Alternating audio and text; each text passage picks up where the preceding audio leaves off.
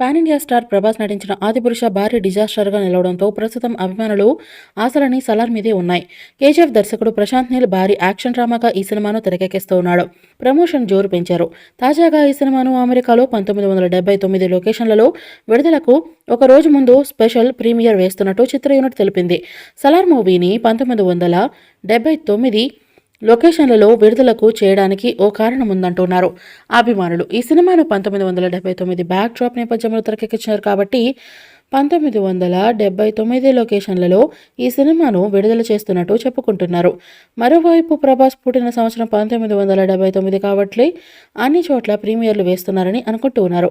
మొత్తంగా అమెరికాలో ఎన్ని లొకేషన్లలో ప్రీమియర్ వేయాలని తొలి భారతీయ చిత్రంగా సలార్ రికార్డులు ఎక్కనుంది.